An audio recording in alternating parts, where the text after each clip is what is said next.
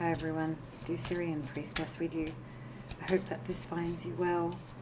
I'm going to do a reading called Message from the Old Ones, or just some sort of ancestral guidance reading. So let's see what messages we have from the old ones. First card out, 8 of Cups. Second card out, 7 of Wands. I'll just put that there for community guidelines. And the 8 of Swords with the Lovers card. So we have 2 8s. Second row, 5 of Cups and Prince of Wands. I think the first message that I get is, please go for what you want. Please ask for more. If you have felt neglected or somehow like something is just not fulfilling, please go for more. Please defend yourself, 7 of Wands. Have the courage to say what it is you want and need. Because currently you're feeling really stuck, really trapped. You're in a rut. 8 of Arrows for me is the in a rut card.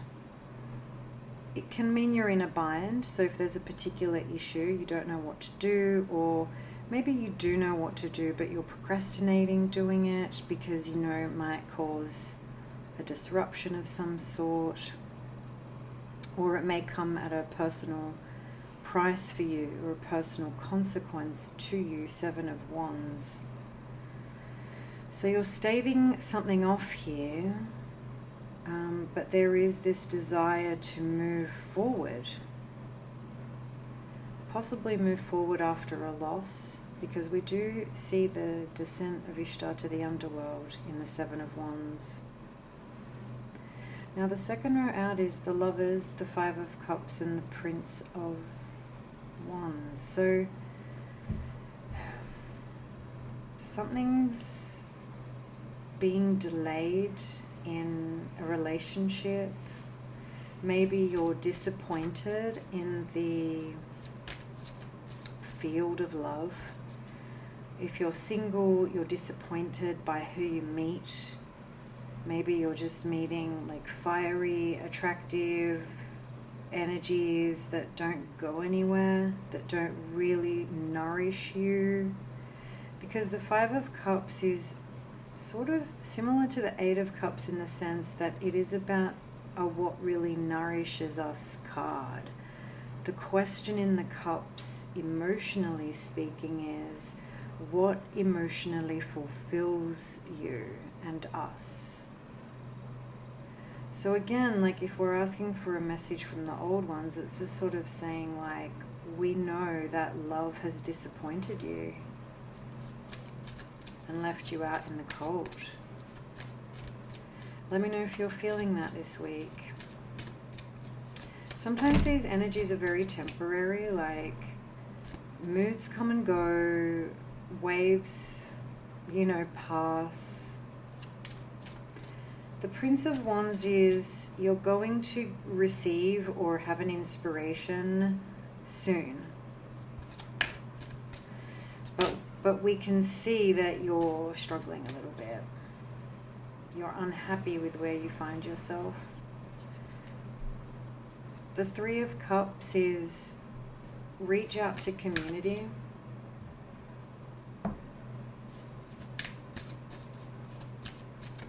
Maybe a community event or gathering that you're invited to will give you a sense of renewal in your spirit. So say yes to any invitations. There is a new road ahead for you. The Fool and the Magician. And then the second row, Chariot and 2 of Cups. So there is a new road ahead for you.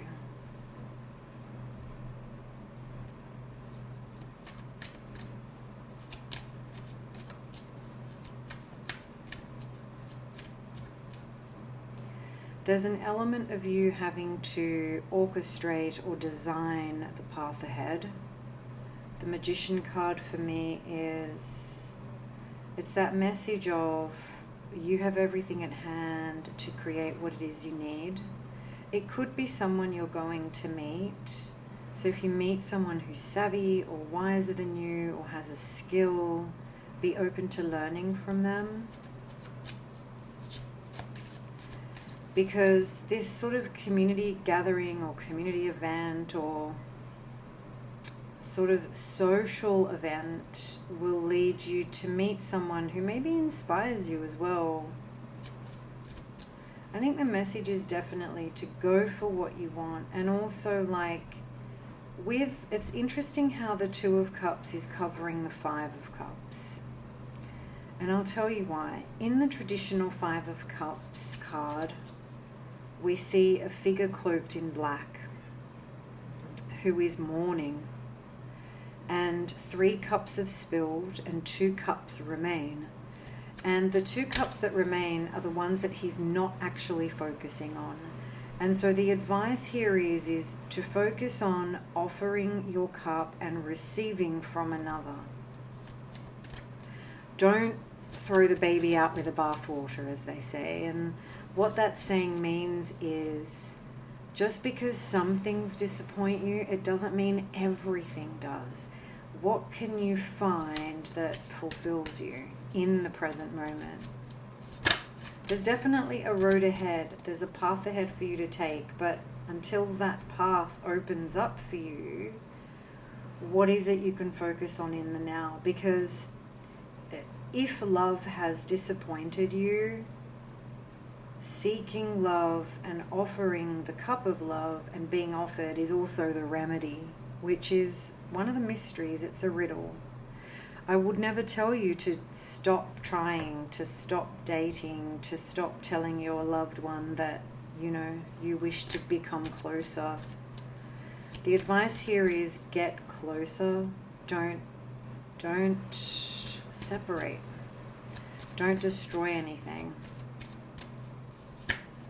There's something to be built. It's been hard though. We have the Queen of Swords, the 5 of Wands, and the 9 of Pentacles. So arguments about money. Maybe a reluctance to be generous with money, or I can see here that you've actually worked really hard to build your own sense of comfort and stability and peace. And there's a conflict about that with, I guess, this other person. Maybe you have the money to do something that your partner doesn't have, or the people you're dating don't have. Then we have the Ace of Rods and the 8 of Pentacles. So the advice is keep going, keep lighting the way. You've come so far. Keep working it out. 8 of Discs. And keep working, reinvigorate your passion for your job or your craft or your art.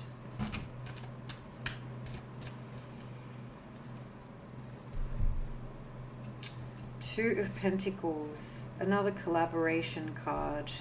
Then we have the Strength, the 9 of Swords, and the 6 of Cups. So there's a real duality in this reading, which doesn't surprise me. The energy at the moment is very in flux, and there's a lot of really competing, antagonistic,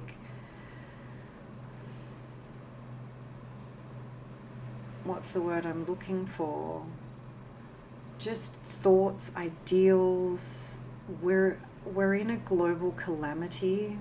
There is that energy, definitely. I mean, if you're not feeling it, you're living under a rock, and it's way more pronounced than it's ever been. And so there is a sense of you alone need to overcome your own fears and vulnerabilities and desperations and longings, because they threaten to destroy you. Like, it's interesting how here we have the figure of Gilgamesh grappling with the lion, and in the Nine of Swords we see the lion just gnawing at this wheel. And the Nine of Swords card of Gemini, so it's the card of overthinking, constantly weighing things up, constantly being in the rational mind. And I see this as one of the destructive forces of our time. We've become so articulate and astute in our perception and our analyses that we actually avoid and forget to just simply come together with family and friends, because then we have the Six of Cups and the Six of Wands that are closing this reading. So the advice again really is, you alone must overcome your constant rumination and obsessions. And the way you can overcome them is to sit in community, to sit with family, to break bread. Maybe it's that Three of Cups card, that invitation. Maybe host an event in your home and feel that sense of people and together and talking, etc. That's the remedy, is to come together, not asunder. There is no advice in this reading that says to destroy something or to walk away. It actually says, to come together. That's the advice from the old ones and the ancestors. I like that. It's comforting. It's hard to reckon with, especially when you are inclined to ruminate and take matters into your own mind, because you feel like you need to solve everything that's difficult and it feels like it's impossible. When you actually just meet with others and have a meal and have a laugh and have a drink, life feels a bit more simpler and easy to manage. So I'll leave it there. I hope you enjoyed this reading. Please let me know if you did. And as always, I will leave you with my love and courage. Bye for now.